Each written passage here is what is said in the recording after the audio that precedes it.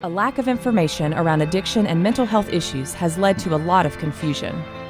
Heroes in Recovery is here to set the record straight and break the stigma through the power of storytelling and by celebrating the heroic efforts of those who walk this road of recovery every day. Our movement is built on the personal journeys of survivors, shining a spotlight on the disease of addiction and creating a global community of support. Go to heroesinrecovery.com to share your story, read hundreds of others, or join us for a 6K race. Together, we can break the stigma.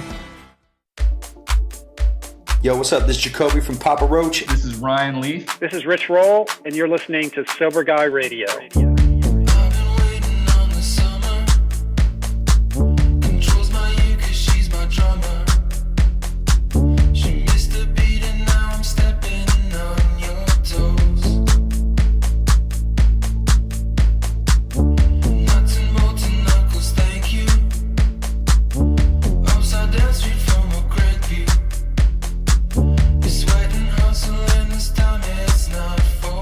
What's up? Thank you for tuning in today. Thanks to Humans for bringing us in. Thanks to you for supporting the show. Have you checked out the I Am Sober app? If not, you can go to thatsoberguy.com right now and you can download it there for free. If you just look on the right-hand side, you'll see a couple of links in there. I Am Sober is helping thousands of people out there just like you get sober and stay sober. Just another tool you can add to your collection of tools to help keep you on the right track. Best of all, the app is free. You'll get an overview of your sobriety milestones. You can see how much money you've saved, which is one of my favorite parts. I think I estimated out about $20 a day I was spending on drugs or alcohol. And over that course of time, in a little over 4 years, I think I've saved over $30,000. So it's been kind of cool to be able to track that and see what other things I can positively spend my money on instead of that stuff. So you also get daily notifications, another good thing, help keep you on track and help keep you motivated in the right direction. So you can go to the I Am Sober app site at iamsoberapp.com. You can download it there. You can also go to thatsoberguy.com and you can get it at the iTunes App Store, the Google Play Store. Check out the I Am Sober app today. All right. Our guest today is Dr. Cali Estes.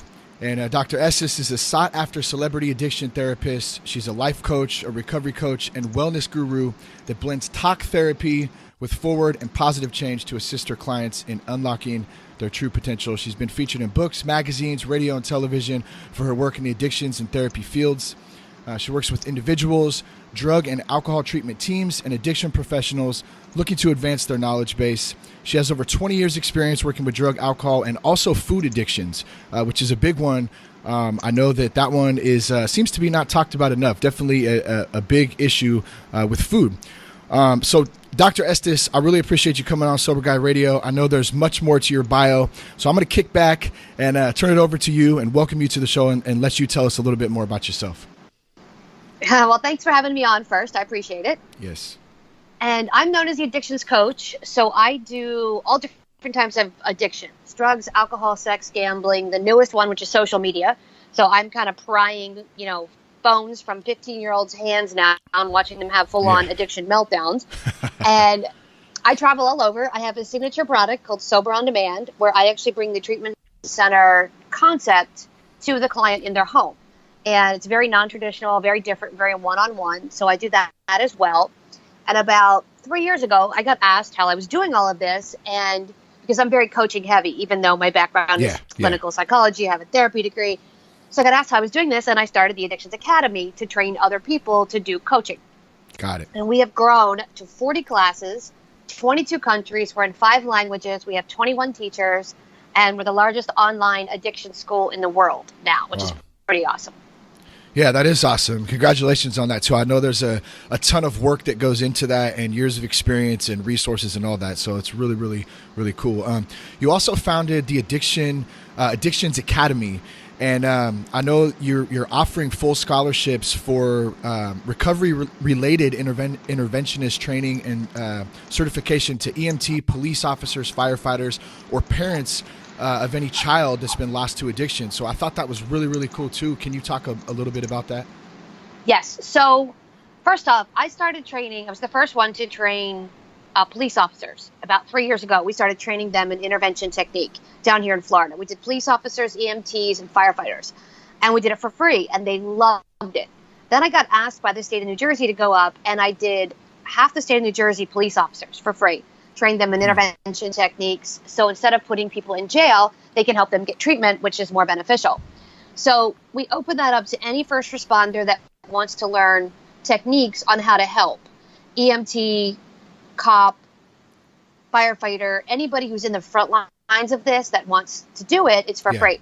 And then we noticed there's a lot of people who have lost a child to an overdose. And they're now advocates, and they're out there trying to help other people, but they don't have any training. They don't have the skill set. They don't know where to place people. So they're sort of just out there kind of doing the best they can. And it's a pretty tough job to do. So we also open that up to anybody who's had an overdose child that they've lost, come in, take the class for free. And anybody who has an overdose child that's alive can come in and take the class for $250. So we've even discounted it down to 1/4 of the price that we normally charge for them as well. So everybody can come and learn how to do crisis intervention and be able to have the skill set to help anybody at any time, any place. Where can folks find more information about that if they wanted to check it out?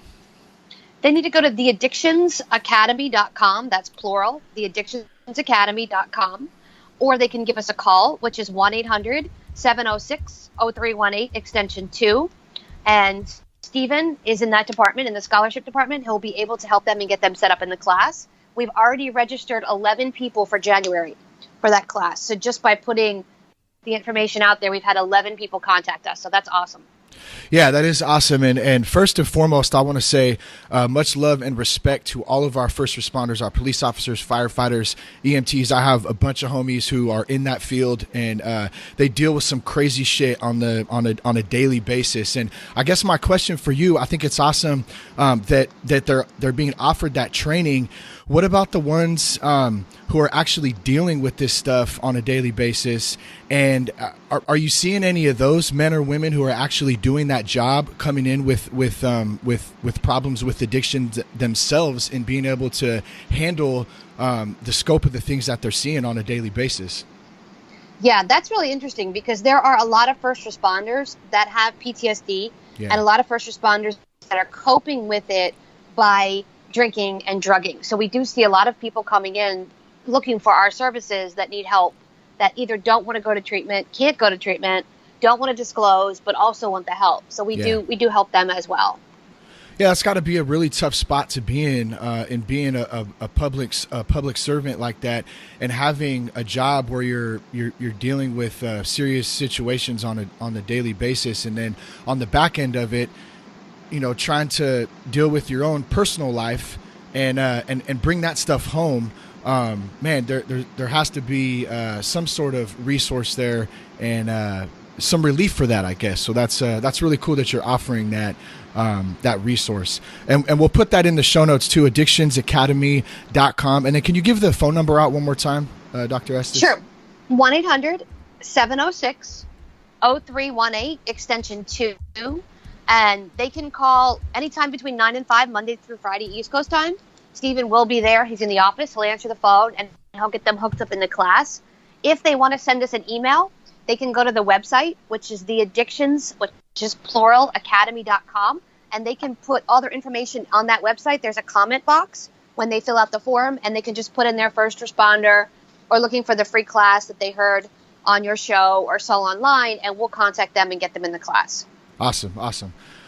So Todd Zalkins is going to be coming on the show, and I was doing some pre-production stuff, listening to one of his podcasts, and I had heard an episode that you were on there with. It was a great episode, and I found it very interesting. I had a couple of questions for you that I had kind of picked up off of that alone. I think that's episode 12 with Peter DiStefano. I heard you say that a yoga mat actually helped you get sober yourself. So in your own recovery experience, would you mind sharing how yoga, or maybe a little bit about your experience, and then how yoga ultimately ended up saving you from addiction?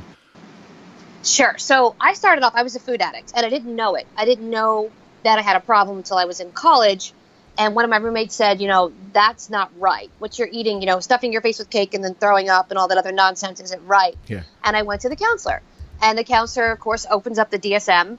And she says, okay, you eat and then you exercise. Well, it wasn't in the DSM then. This is 23 years ago. Yeah.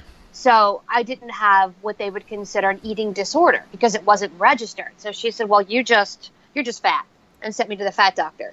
So the fat doctor, of course, goes, here's a prescription.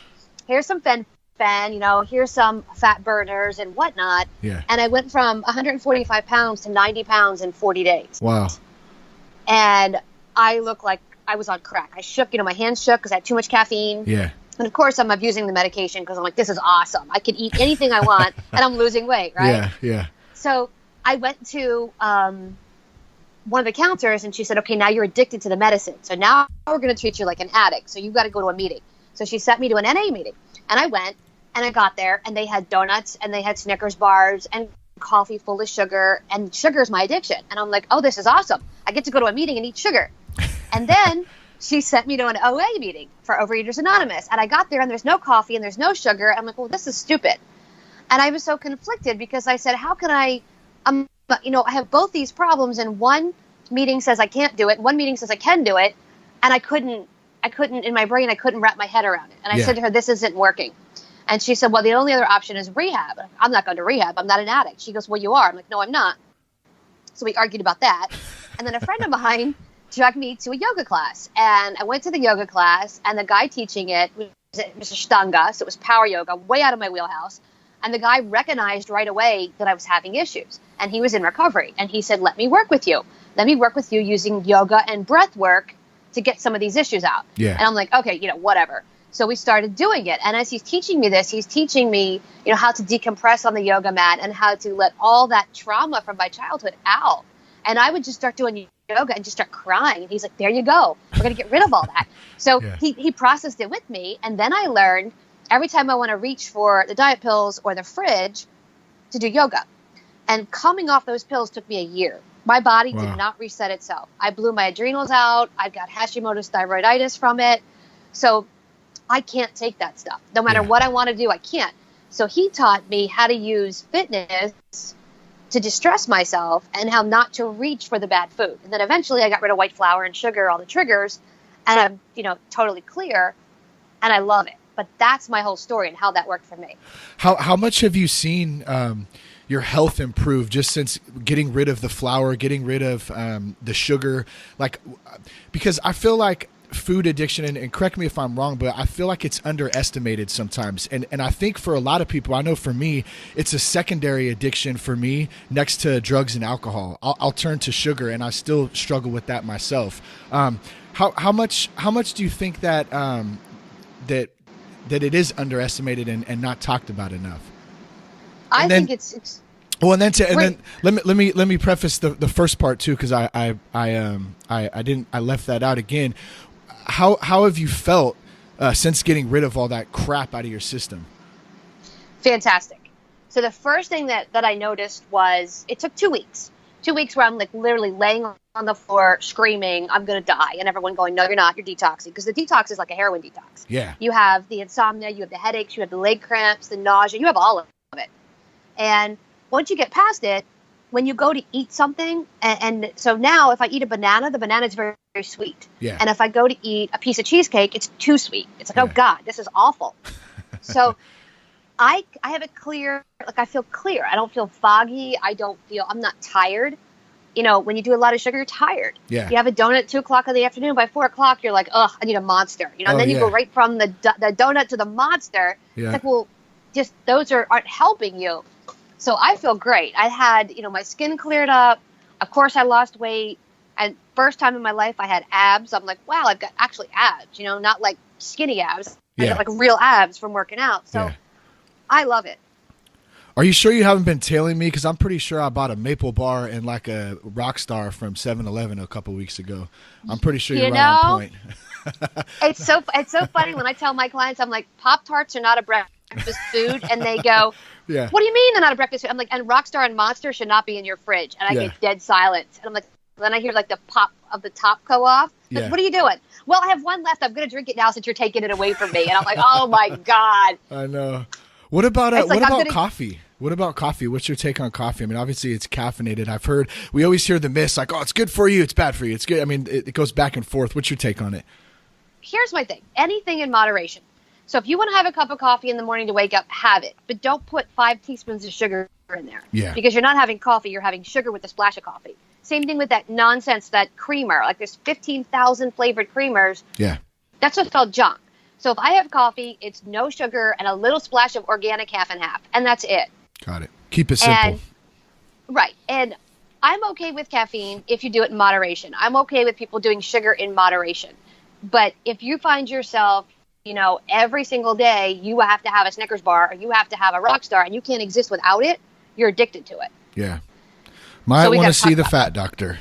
Might want to see the fat doctor on that. One of the things I heard you say and I thought was really interesting too is that when you first get sober, your serotonin levels are depleted. And obviously, you're using things like yoga. That was an example for you to help build that up, but it took time. I think you said it took over a year to actually wean yourself off of the diet pills. Oh, yeah. And so what are some other examples? I know exercise is probably a pretty common one. Are there other examples of what folks can expect? Number one, expect to have that depression, those serotonin levels be low. But what are some other things that people can do to help build that stuff back up? Well, the number one thing with the serotonin is exercise. So I tell people if you don't want to go to the gym and you don't want to get on a yoga mat, do 10 squats just to boost your serotonin because it'll jump right up. So all of my clients, I tell them if you feel like you're going to relapse for any drug, you give me 25 squats. And Nice. Look, you're crazy. I'm like, listen, you can get high after. Just give me 25 squats. And they're like, really? Yeah, absolutely. Yeah. And they do the 25 squats and then they don't want to get high. And they're like, I don't know what happened. And I say, your serotonin flooded your brain. Because what's happening is your serotonin's low and your brain's going, I want to get higher, I want to drink, I'm stressed. And you do the squats and all of a sudden you get this boost of serotonin. Now you don't want the drug or alcohol or the food. Yeah.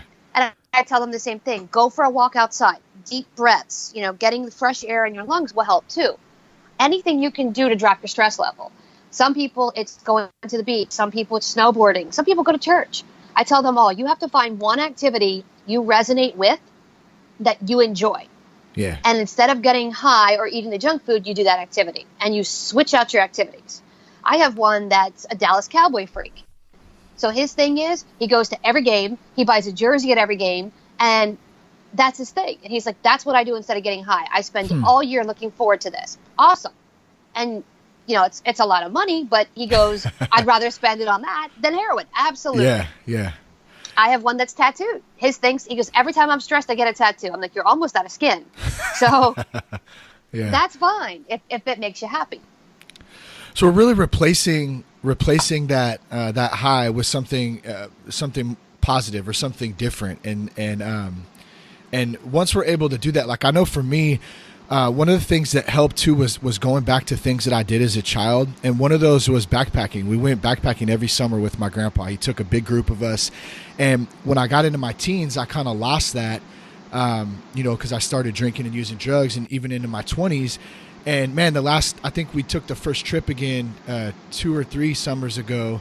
And I had this natural high of not only backpacking and being out in nature, that's a great one too, but I felt like a kid again. And so finding those things that we used to enjoy before we became this person who was an addict or an alcoholic or whatever your case may be, it really helped to connect as a kid and feel new again and fresh again, I guess.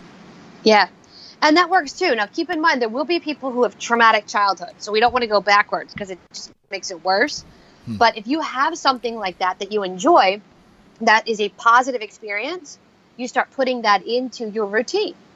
And that becomes the thing you look forward to. It's like people say they work all day and they just can't wait to come home and pop open a beer and watch TV. And I'm like, why? Yeah. What about that activity? Well, I'm decompressing. No, you're not. And they say, well, what do you mean? I'm like, no, you're not. You're staring at the TV and you're getting drunk. You're not decompressing. Yeah. You're tuning out. Yeah. And they look at me and I'm like, decompressing is going to the gym. Decompressing is going to the mall. You're doing something a little bit more productive and active. And that's the key. active is key, because a lot of addicts spend a lot of time sitting on the sofa, drinking, drugging, tuning out. And when they start to do exercise, they're like, oh, this is work. Well, of course it's work. You've been sitting still for so long, your muscles are atrophied. You've got to get in motion and moving. Yeah, and isn't that really the whole point of getting high? I mean, you're escaping reality. You're wanting to escape that whatever's going on in your life or whatever previously went on in your life. So if you're taking that, in the same sense of being sober, not really doing much, you're really just doing the same thing. Yeah, exactly. And my job as a coach is to get you out of that mentality where you're doing the same thing over and over and over and expecting a different result. That's insanity. Yeah. So as your coach, I'm going to say to you, what are we going to do different? For example, I had a client yesterday who has family over, and she's a wine drinker, and she's a red wine drinker. And the family that's over is red wine drinkers. And they all brought a case of wine.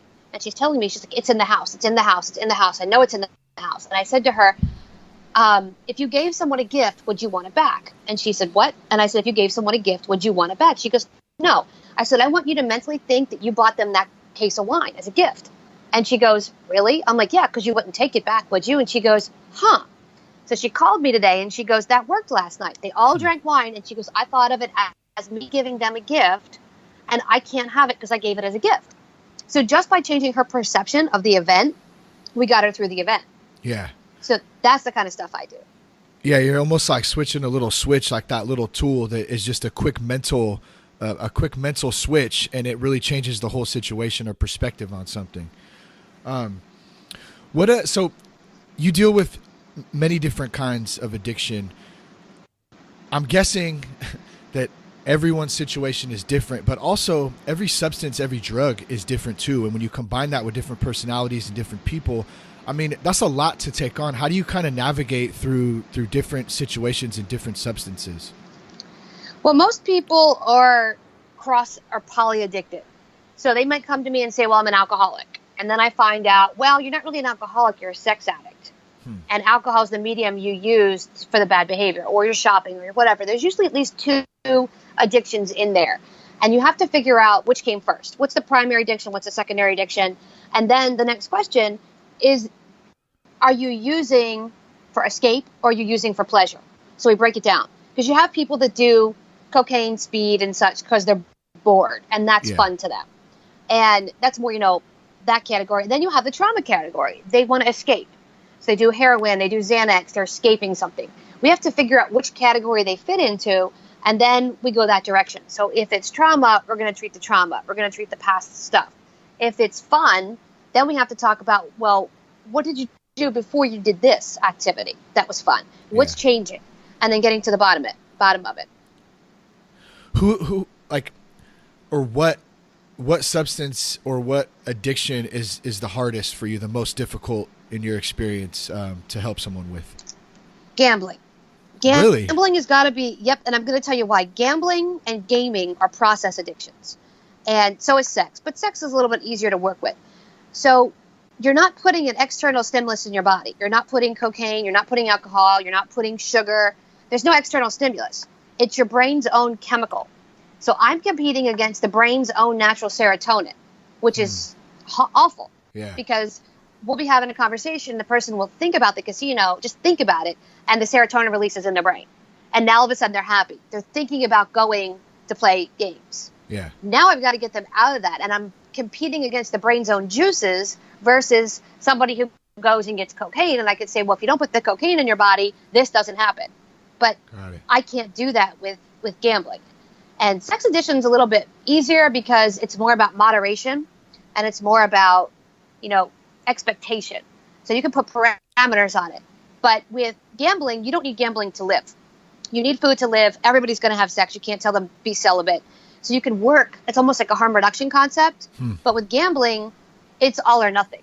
Because these guys will sit there for 4 days and wear a diaper and play games. Are you talking about literally wear a diaper? Yeah. Are you fucking kidding me? No, it's a serious addiction. I've never heard that. I mean, I definitely know, of a couple of days, but I've never heard that of actually wearing a diaper so they don't have to get up. That's crazy. Oh yeah. Think about it. They bring you food, they bring you liquor, they keep you happy, If you want a stimulant to stay awake, if you're spending a lot of money, the concierge guy knows a stimulant to stay awake, and he will bring it right to you. Wow. So you just sit, you just play, you enjoy yourself, and off you go. I don't think I could play poker with a dump in my diaper. I mean, I just don't think I could do that. That would be very, very difficult. Man. Well, that's not your drug of choice then. It's not. No. But still, wow, that's just, I can't get over that. And I don't mean any disrespect by that either. I mean, it's an obvious issue for somebody out there who's struggling with that. So I don't mean to sound like a jerk when I say that, but I've never heard that before, and that's some serious shit right there. How do you actually start to peel somebody back from that if they're in that deep?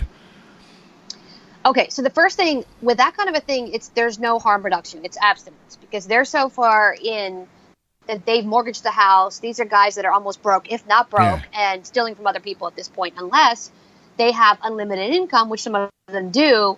And it's more, I mean, these are like 50, 60, 70, 80, $100,000 hits at a time. Wow. And some of them, it's pocket change. So the first thing I do is I have them sit down and create a P&L report, profit and loss. I want to know how much you spent, how much you lost. And they stare at me, and I'm like, you know how much you spent, you know how much you lost. They don't want to tell you, though. No. So we do that. And I had one gentleman at the end of our session, he sat there and he goes, oh my God, he goes, I could have bought Mark Cuban's yacht. Now, Mark Cuban owns the most expensive yacht in the world. And I said, you could have. And he sat there and he's like, fuck. He goes, I can't believe I spent all that gambling. And I said, you did. Now, let's start coming up with a way, instead of gambling, to put that money towards a yacht. Yeah. So he was really intrigued by the yacht concept. He's like, okay, so I could get a yacht. I'm like, we have to just come up with different things that are more beneficial than what you're doing. Yeah. And, you've got that kind of concept. And then you've got people who really are broke. They're almost homeless, and they're mortgaging, their kids' trust funds, and they're mortgaging college funds, and the rent payment's gone. And the wife is calling, screaming, going, I can't pay the rent. So you also have those guys. So it's difficult, because with them, I tell them, before you get to the casino, you've got to call me, because we all know it takes 20 minutes for your brain to shift before you get high. Yeah. So whether you're using cocaine or heroin or gambling or sex, I've got 20 minutes. So if you call me on the way to the casino, I can usually talk you out of it. Usually. Once in a while, I have the person going, I'm calling you, but I'm pulling in either way. And I'll say, all right, well, let's make a deal. Gamblers love deals. Okay, which deal? Here's what I want you to do. I want you to go in with $500 cash and no more. Leave the credit cards in the car. So I'll make a deal with them. Okay. Yeah. And then if you win, then we'll renegotiate. You call me. So sometimes that will work. But it's getting them out of the mindset, because their drug of choice is supported by its natural brain chemical, which really sucks for a coach or a counselor. Well, kind of like what you were saying with the wine, with the box of wine thing and giving it as a gift, the same concept, I feel like, for the guy who's with the yacht, you're kind of you're refocusing a certain goal for him, or a certain switch in that brain to kind of put it in a different perspective. So that seems to help sometimes, huh? It does. And it's with any addiction, it's perception is reality. Yeah. I mean, once you get in that cycle, you go, I can't get out of this. I'm so far in this now, I don't know how to get out. And my job is to teach you how to climb out of that hole and stay out of the hole, because the hole is comfortable. Being on top of the hole is not comfortable. So it's... Well, let's switch gears from the gambling. What about heroin or opiates? I mean, that's obviously a huge epidemic in the country right now. We're seeing young kids who are dying, who are just their lives are destroyed, their families' lives are destroyed. What about helping people get off of heroin? So opiates are a whole different ballgame, and here's why. With any kind of an upper, 72 hours later, you're fine. You're back to normal. Same thing with weed. Same thing with alcohol, roughly. Yeah. Alcohol a little bit more. Heroin destroys your body. So it hijacks your brain on day 3. So this is what happens. It shuts down your receptors. So instead of your receptors firing, they just don't fire at all. And when you flood the body with opiates, it's 1,000 times more potent than your own brain's juices. So your brain just shuts down. And I tell people, it's like, think of it this way. If I give you a bicycle and I give you a motorcycle, and I want you to ride 20 miles going uphill, and you're on that bicycle, you're going to go about half a mile and tell me you're done. Yeah. It's ridiculous. But that motorcycle, you could ride right up, 20 miles, won't faze you, because it's done for you. That's what happens. So heroin is the motorcycle. Now your brain goes, why do I want to make my own juices? I have a motorcycle. I don't need a bicycle anymore. And then we remove the heroin and your brain doesn't know what to do. So it takes roughly a week for your brain to start to reset itself. That's why people never stay sober. It's not fast enough.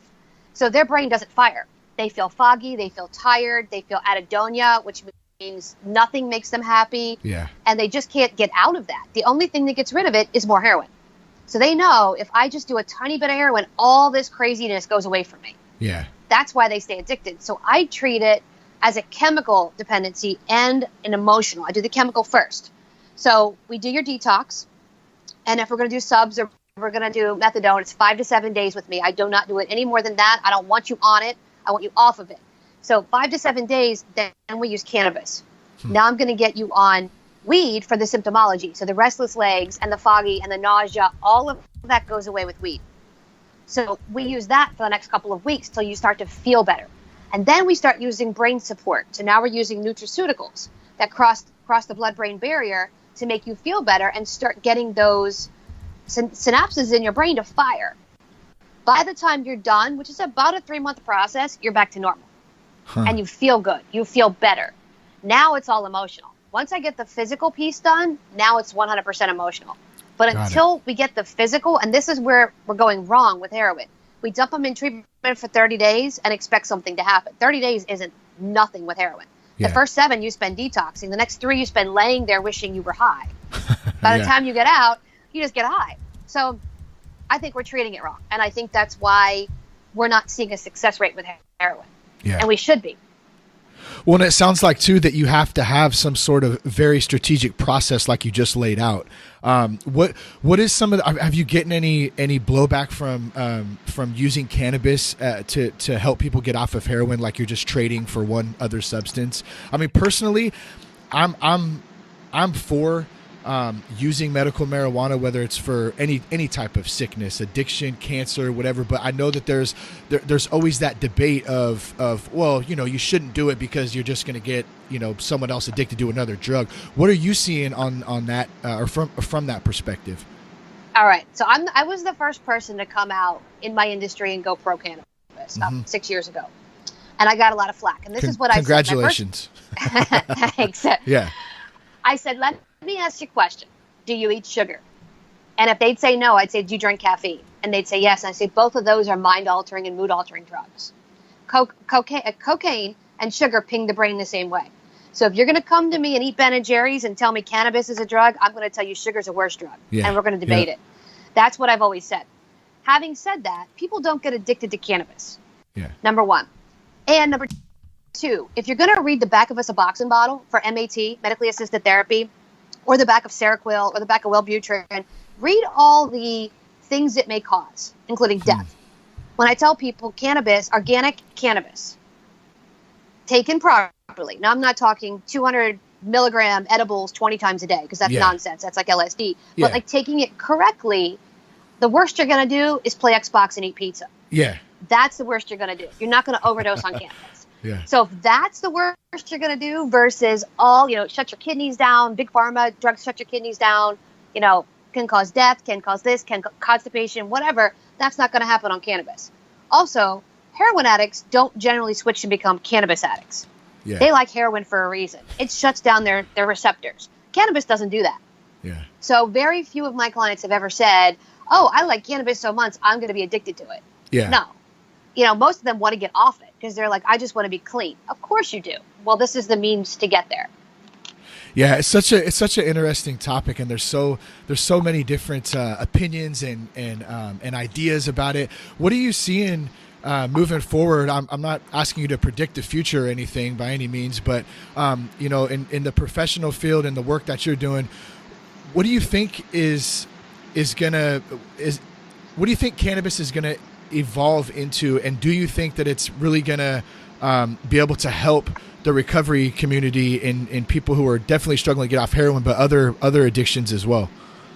I think it can help. I think the problem is a lot of people are old school, and they say, well, to go to this meeting, you have to be clean, but they're doling out cigarettes, sugar, and caffeine, and saying you have to be clean. And I look at that and I say, that's not clean.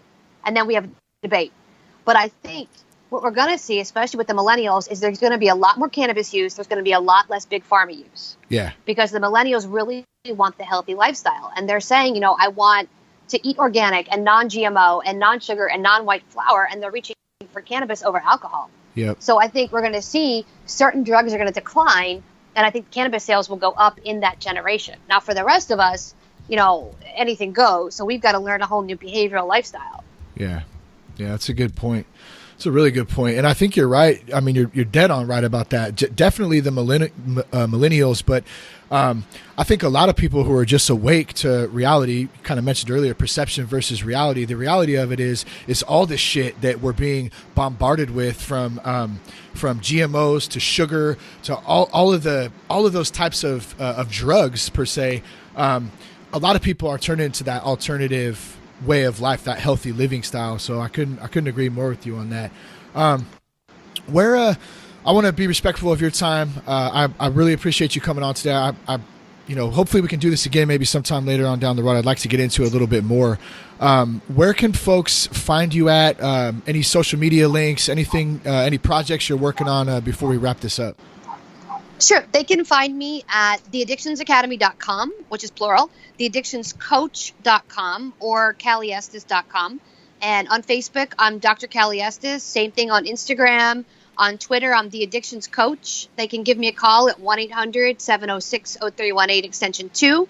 They can find a copy of my best-selling workbook on Amazon, which is the Recovery Workbook for Coaches. Pretty easy to find. If you Google me, I'm come up pretty well in the search engine. So kind of got myself out there.